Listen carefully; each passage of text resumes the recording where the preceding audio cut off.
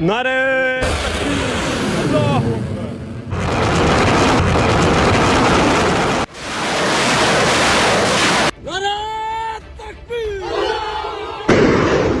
মুসলিম দেশগুলোর পারমাণবিক সক্ষমতা অর্জন যেন এক দুঃস্বপ্নের মতোই যুক্তরাষ্ট্র ও ইসরায়েলের কাছে।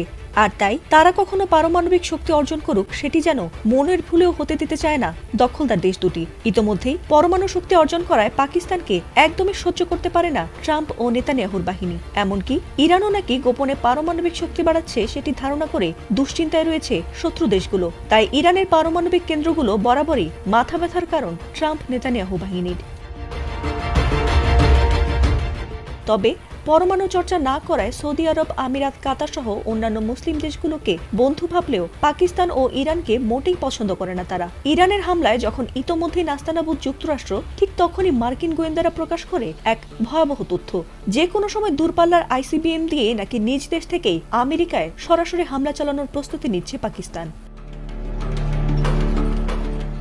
আর সেই উত্তেজনার আগুনে ঘি ঢেলে এবার পাকিস্তানে যদি কোনো কারণে যুক্তরাষ্ট্র হামলা করে তবে সরাসরি ভারতে আক্রমণ করে দিল্লি, মুম্বাই গুড়িয়ে দেবে বলে বিস্ফোরক মন্তব্য করেছেন ভারতে নিযুক্ত পাকিস্তানের সাবেক হাইকমিশনার আব্দুল বাসিত।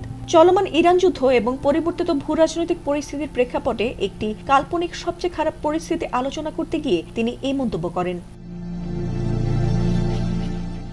আব্দুল বাসিত বলেন, যদি আমেরিকা পাকিস্তানে আক্রমণ চালায় তাহলে আমাদের দ্বিতীয় কোনো চিন্তা ছাড়াই ভারতের মুম্বাই এবং নয়াদিল্লিতে হামলা করতে হবে। আমরা এটি ছাড়ব না, পরে যা হওয়ার হবে সেটি দেখা যাবে।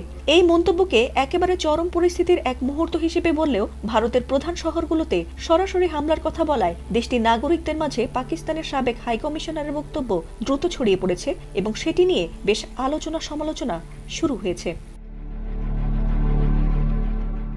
যদিও বারবার ওই পরিস্থিতিকে অসম্ভব এবং বাস্তবতা বিবর্জিত বলে বর্ণনা করলেও নিজের যুক্তিতে অটল থেকে আব্দুল বাসিত বলেন, যদি কেউ আমাদের দিকে বাঁকা চোখে তাকায় তাহলে পাকিস্তানের সামনে এছাড়া আর কোনো পথ খোলা থাকবে না। আমরা যেমন এমনটি চাই না, তেমনি ভারতও চায় না। এছাড়াও পাকিস্তানের আত্মরক্ষার পূর্ণ সক্ষমতা রয়েছে। তবে তাত্ত্বিকভাবে এমন চরম পরিস্থিতির সম্ভাবনা তিনি উড়িয়ে দেননি।